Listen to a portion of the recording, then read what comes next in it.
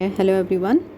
You already know that how to find the derivative of the trigonometric functions, like the derivative of sine is cos, derivative of cos is minus sine. But now here you have to see that what's the derivative of their inverse function, like the inverse of sine, inverse of tan and inverse of cos. You already know about the inverse functions. A function is invertible if it's one-to-one function, mean ke if you draw a horizontal line, so a horizontal line should not intersect that curve or that graph in more than one point. मतलब horizontal line test उसमें पास होना चाहिए. जो function one two one होता है वो हमारा invertible होता है, मीन कि उनका इन्वर्स एग्जिस्ट करता है. तो इसी तरह जो ट्रिगोनोमेट्रिक फंक्शंस हैं, सिंस दीज आर फंक्शंस, तो ऑफ कोर्स इनका भी फंक्शन एग्जिस्ट करेगा. लेकिन अगर ये वन टू वन है, this trigonometric functions are not one to one in its whole domain, so but you have to restrict its domain. आपको उसका डोमेन को थोड़ा रिस्ट्रिक्ट करना पड़ता है, क्योंकि जो साइन का जो ग्राफ होता है ना, the graph of sine is just ये वेव शेप में होता है. ठीक है, तो of course horizontal line test तो पास नहीं कर रहा, वो तो उसको कितने पॉइंट पे कट कर रहा है. So you have to restrict your domain, कि आपने कितना लेना है. फॉर एग्जाम्पल मैं डोमेन को रिस्ट्रिक्ट कर देती हूँ, मैंने इतना लेना है, सो इतने हिस्से में अब वो इंटरसेक्ट नहीं कर रहा, तो इतने हिस्से के लिए ऑफ कोर्स उसका इन्वर्स फंक्शन एग्जिस्ट करेगा. इसीलिए हमें ट्रिगोनोमेट्रिक फंक्शन के इन्वर्स निकालने के लिए you have to restrict our domain. ठीक, तो साइन इन्वर्स जो होता है, साइन इन्वर्स, और उसको हम इस तरह से डिनोट करते हैं. साइन के ऊपर -1 लिखने का मतलब है this is the inverse function of sine, और you can read it as arc sine. Arc sine mean the inverse function of the sine. So इसका जो डोमेन होता है इट्स बिटवीन -1 to 1, और जो रेंज है इट इज़ बिटवीन -π/2 π/2. लेकिन यहाँ पे आपको उसका ग्राफ समझने की ज़रूरत नहीं है, वैसे आपको ये मैं बताना चाह रही हूँ तो आपको आइडिया हो. ठीक, मेन जो हमारा मकसद है यहाँ पर, you have to take the derivative of the trigonometric inverse trigonometric functions. ठीक, तो these are the inverse function. ये साइन का इन्वर्स है, similarly cos inverse and then tan inverse and cot, secant, cosecant. लेकिन अब हमने देखना यह है कि इनका डेरिवेटिव किस तरह निकालें, कि साइन इन्वर्स का डेरिवेटिव क्या होता है. इनके कुछ फार्मूलाज हैं. So what are this formulas? Formula ये है, साइन का जो डेरिवेटिव होता है, यहाँ पर x है. ठीक, the derivative of the sign inverse x, mean के इन्वर्स फंक्शन ऑफ साइन का जो डेरिवेटिव होता है वो होता है 1/स्क्वायर के अंदर होता है 1 - x². x यहाँ पर जो भी नंबर होगा, यहाँ पर x है तो यहाँ पर इस x का स्क्वायर.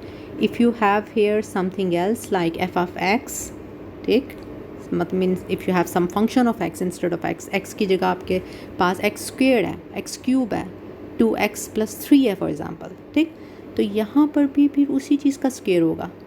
ठीक, अगर यहाँ पर x² है तो फिर ये x² का फर्दर स्क्वायर होगा, तो x⁴ हो जाएगा. ठीक, and by chain rule, remember ये डेरिवेटिव का रूल है, आप जहन में अच्छी तरह बैठा लो कि जब भी आपके पास x की जगह कुछ फंक्शन ऑफ x होगा, रूल तो वही है जो x के लिए होता है.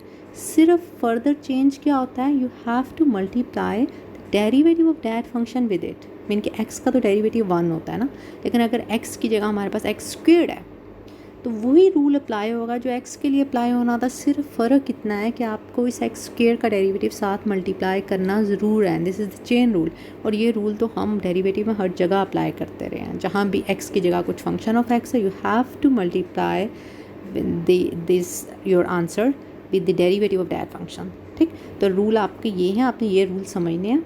ये वाले ये फार्मूलाज हैं, बहुत ईजी हैं, क्योंकि ये पेयर में बिल्कुल एक जैसे हैं. एक आपको साइन का याद होगा तो कॉस का वैसे याद हो जाएगा, सिर्फ एक माइनस साइन का डिफरेंस है. ठीक, तो साइन इन्वर्स का डेरिवेटिव क्या होता है, 1/1 - x² स्क्वायर रूट के अंदर. और कॉस में क्या फ़र्क है, सिर्फ ऊपर 1 के साथ नेगेटिव है. एंड इंस्टेड ऑफ x अगर आपके पास सम फंक्शन ऑफ x होगा तो वही फार्मूला है, सिर्फ यहाँ पर ये सम फंक्शन ऑफ x आएगा और उस फंक्शन ऑफ x का डेरिवेटिव साथ ऊपर ज़रूर आना है.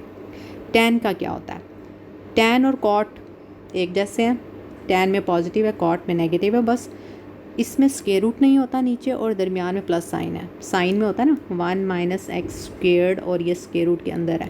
एक तो इसमें प्लस साइन है और ऊपर ये स्क्वायर रूट भी नहीं है. This is for tan. Cot के लिए सिर्फ ये ऊपर नेगेटिव साइन है, और x की जगह अगर सम फंक्शन ऑफ x है तो वही रूल बस वैसे ही अप्लाई होना है. बाकी सीकेंट को सीकेंट, ये दोनों भी पेयर में आप देख लो, एक के साथ प्लस है और दूसरे के साथ माइनस है, सिर्फ ये डिफरेंस है। और नीचे इसमें क्या होता है, साइन में होता है 1 माइनस एक्स स्क्वेयर्ड, 1 पॉजिटिव और एक्स स्क्वेयर्ड नेगेटिव है।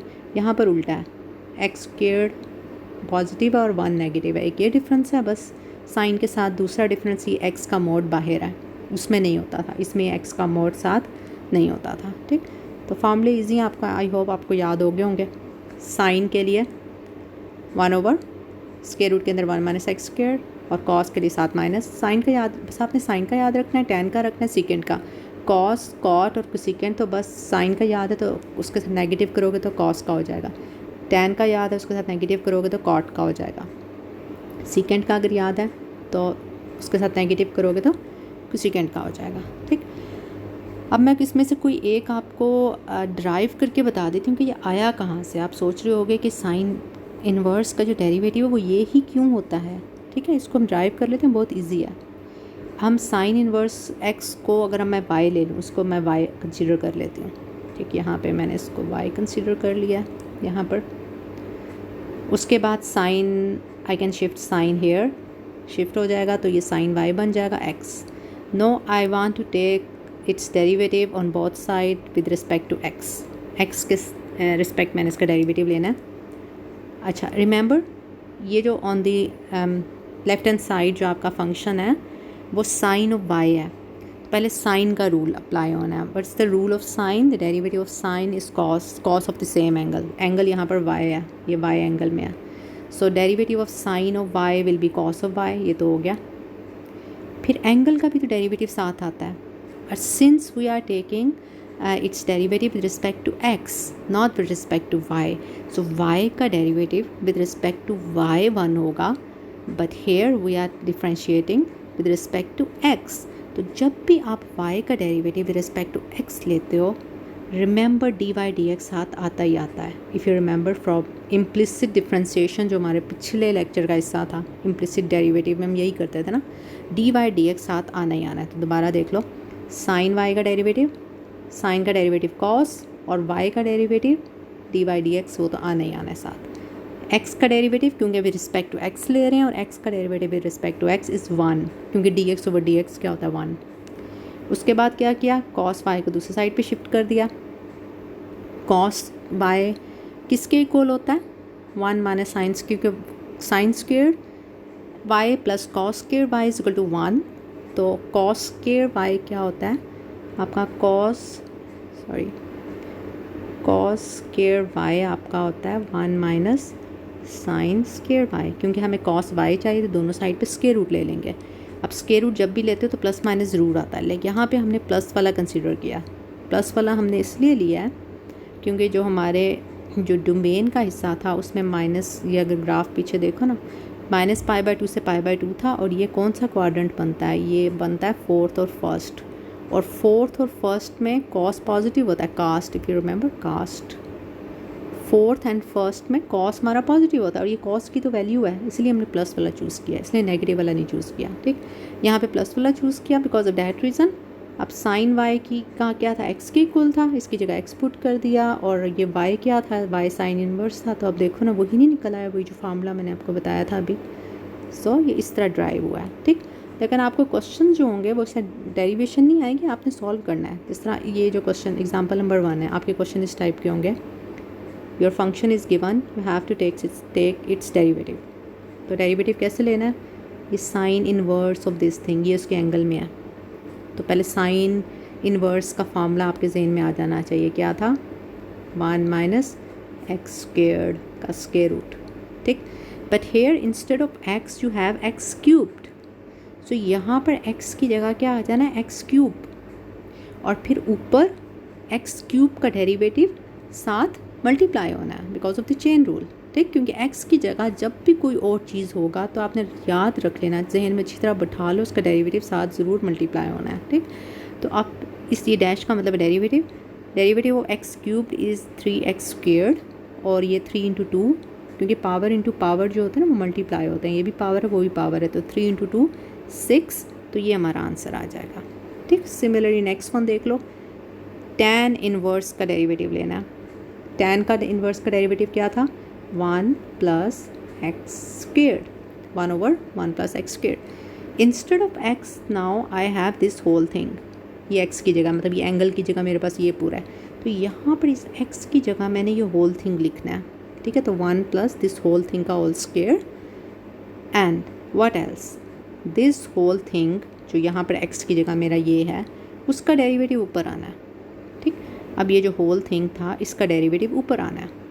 Derivative of E x is E x, derivative of exponential function is itself, and derivative of 4x, 4 constant है वो वैसे ही आ जाएगा, और x का डेरिवेटिव 1, सो ई एक्स प्लस 4. सो ये आंसर आ गया. सीकेंट इन्वर्स का क्या था?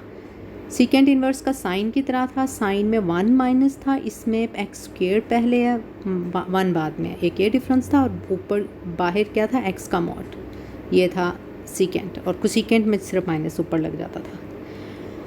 Here instead of x you have e x, तो जहाँ जहाँ x है उसकी जगह ई एक्स है. अब एक x बाहर भी है, तो ई एक्स का मॉड, एक यहाँ पर ई एक्स है, यहाँ आ गया, और उस ई एक्स का डेरिवेटिव साथ मल्टीप्लाई तो होना ही, उस ई एक्स का डेरिवेटिव ऊपर, और बाकी जहाँ जहाँ x था उसकी जगह हमने ई एक्स रिप्लेस कर दिया.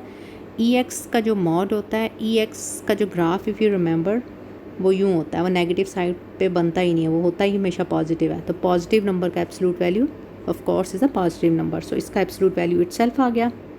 ये ई एक्स का डेरिवेटिव ई एक्स आ गया, ये ई एक्स इसके साथ कैंसिल आउट हो गया, तो आपका ये आंसर बच गया.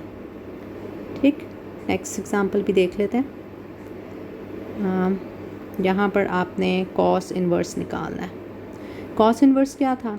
साइन की तरह था, 1 माइनस एक्स स्क्वेयर, सिर्फ यहाँ पर ये माइनस था ऊपर. Instead of x no you have cos, जो इन्वर्स है ना, इन्वर्स के एंगल में आपका ये है साइन एक्स है, तो instead of x you have sine x. ठीक, तो यहाँ पर साइन एक्स आ जाएगा, 1 माइनस साइन एक्स का होल स्क्वायर, और फिर यहाँ पे डेरिवेटिव मल्टीप्लाई होता था ना उस एंगल का, तो अब इसका डेरिवेटिव जो फंक्शन है उसका डेरिवेटिव ऊपर मल्टीप्लाई, और ये माइनस कहाँ से आया, ये फॉर्मूले का.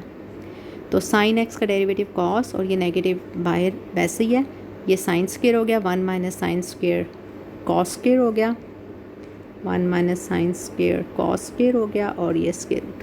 तो इस चीज़ को हमने ये यूँ लिखा हुआ है, cos of x, because x square के ऊपर अगर स्क्वायर रूट हो, और अगर हमें एक्स का ना पता हो कि ये पॉजिटिव है या नेगेटिव है, तो इसको हम यूँ लिखते हैं एक्स मॉड. ये दोनों एक ही चीज़ हैं, यानी एक्स स्क्वायर का square root is equal to x mod. तो ये वही है, कॉस स्क्वायर का स्क्वायर रूट को लिख दिया है कॉस एक्स का मॉड, क्योंकि हमें पता नहीं है कि अंदर वाली चीज़ पॉजिटिव है नेगेटिव. हम उसको कैंसिल आउट तब कर सकते हैं जब ये पॉजिटिव हो, नेगेटिव के केस में कैंसिल आउट नहीं कर सकते. जब हमें ना पता हो ना कि ये पॉजिटिव है कि नेगेटिव है, तो हम उसको फिर यूँ एक्स मॉड्स लिख देते हैं. ठीक, इसकी लास्ट एग्जाम्पल भी देख लेते हैं. In the last example if you observe, here you have 2 functions, एक एक्स स्क्वेयर्ड है and the second function is cot inverse. it means you have to apply the product rule. Product rule में क्या है? First you have to take the derivative of the first function and the second function as it is, then first function as it is, and then you have to take the derivative of the second function. ठीक, तो जहाँ पे derivative लेना है उसके ऊपर देखो dash है, मीन कि आपने इसको अब सॉल्व करना है और इसको सॉल्व करना है. ठीक, एक्स स्क्वेयर का डेरिवेटिव 2x आ जाएगा, और ये साथ वाली चीज़ वैसे ही रिपीट हो जाएगी. ये हो गया फर्स्ट टर्म.